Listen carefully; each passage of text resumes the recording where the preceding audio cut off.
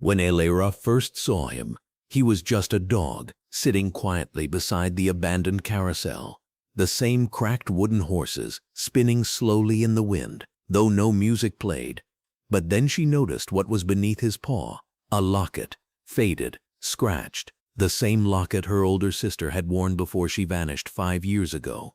Everyone said it was just a sad story the town had forgotten, but maybe it wasn't forgotten after all. Welcome to Saved by Tales. Before we begin this powerful tale of quiet loyalty and hidden truths, tell me in the comments, what's the one place from your childhood that still feels magical or mysterious today? And if you believe stories like this deserve to be remembered, hit that subscribe button, like and share. Elera stood slowly, clutching the locket in both hands now. The dog watched her, ears twitching slightly in the breeze. His tail moved once, just once against the ground, a slow, steady rhythm. Then he turned away, padded around the edge of the carousel platform, and sat down again, facing the same direction as before, like nothing had happened, like he hadn't just handed her a piece of her sister's story. That night, Elera didn't speak at dinner. Her grandmother asked about school. Elera nodded, spooning soup into her mouth without really tasting it, the locket pressed warm and solid in her pocket the whole time.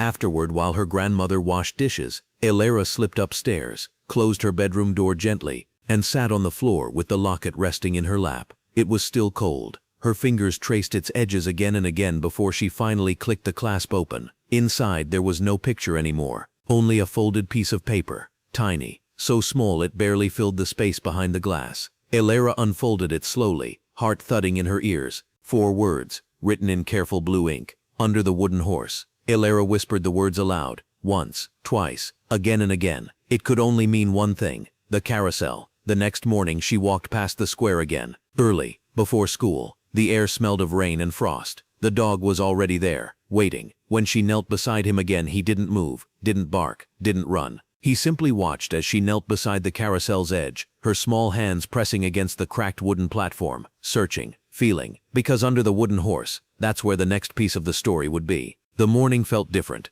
Elera had always liked walking early, before the school bell rang, before the other kids filled the square with noise. But today her legs moved faster than usual. She wasn't just walking, she was following something. A quiet thread tied between herself, the locket in her pocket, and the dog already waiting ahead. When she reached the carousel, she didn't hesitate this time. The dog was there, same place, same steady eyes. Elera knelt beside him and whispered, "I know what it means now." Her voice was low but certain. She slid her small fingers into the pocket of her coat, pulling out the locket. The pink enamel caught the early sun, under the wooden horse. That's what it had said. Elera stood slowly, brushing her hands on her coat. The carousel loomed quiet in the gray morning light, its wooden horses frozen mid-run, manes flowing backward in a silent wind. She circled the platform once, then twice, until her hand stopped on the same white horse with the broken ear. It felt right, like it was the only place it could be. Her fingers traced along the base of the horse's pole. The paint was chipped, the wood rough under her hands. She knelt lower, pressing her cheek against the cold surface as she looked underneath. And there, almost invisible unless you knew to look, a small metal latch set into the floorboards beneath the horse's hooves. Elera's heart thudded. Faster now. Her fingers found the edge of the latch, pulled gently. It creaked open, revealing a hollow space inside the platform's base. Dust, splinters, and something wrapped in cloth. She reached in, her hand trembling, and pulled it out.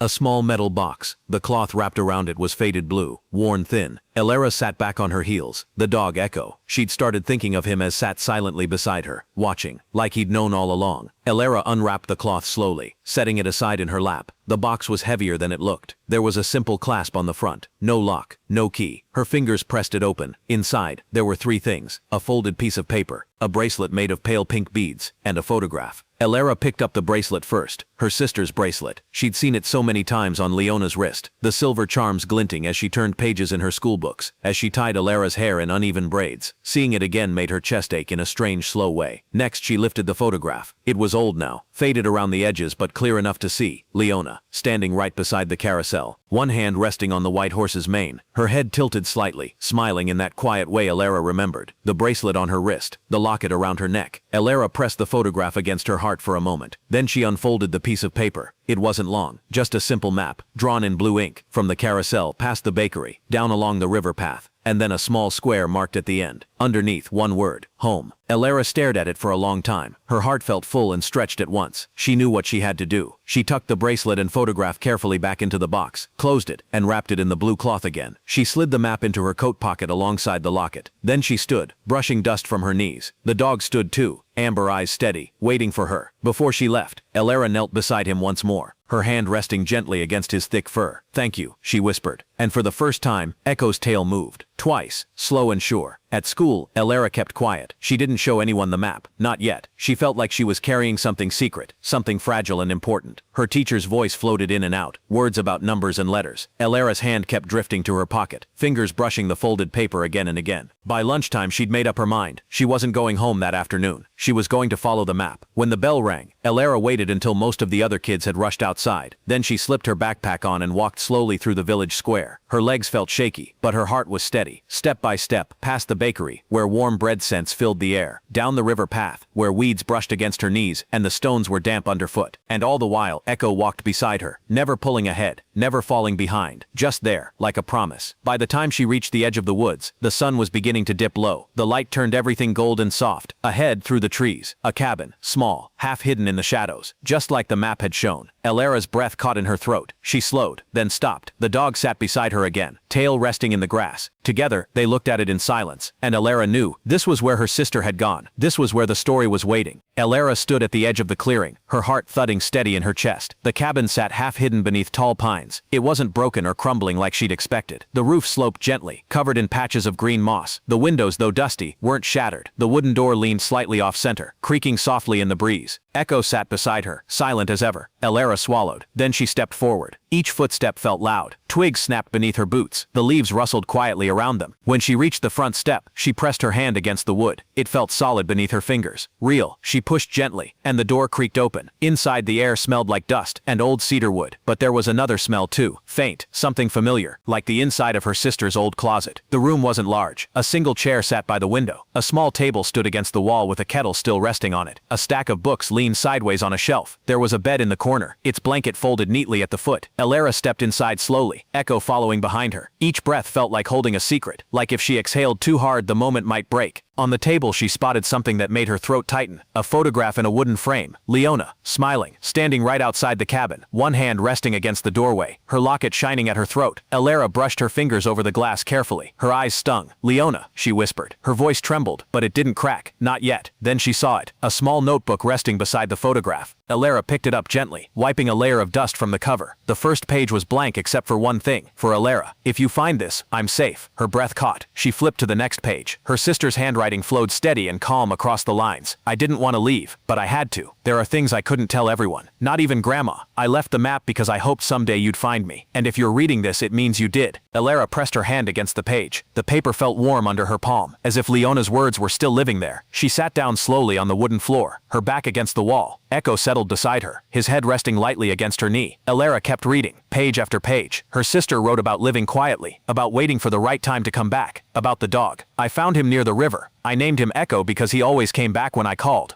Like an answer. He stayed with me through everything. If he brought you here, trust him." Elara's fingers curled tighter around the edge of the notebook. She didn't cry. Not yet. Outside, the sky deepened from gold to pale purple. Shadows stretched long across the clearing. Elara closed the notebook gently. She stood, tucking it into her backpack. One last glance around the cabin, and then she stepped outside again. Echo followed, quiet and steady. They walked back toward the river trail as twilight settled fully in. The wind was colder now. Elara wrapped her arms around herself, holding the warmth of her sister's words close. When they reached the bridge again, she paused, looking back once. The cabin sat in perfect silence, waiting. When she finally stepped back into the village square, lights glowed in windows. Her grandmother stood waiting by the porch, hands pressed over her mouth. "Elara." Her voice shook, but she didn't scold. She just pulled Elara into her arms. Elara held on tightly, burying her face in her grandmother's shoulder. When she spoke, her voice was quiet. "I found her." Her grandmother went still. "What?" Elara pulled back just enough to look up. "She's okay," she whispered. "Leona's okay." That night, Elara sat with her grandmother at the kitchen table. She told her everything. About the dog, the locket, the map, the cabin.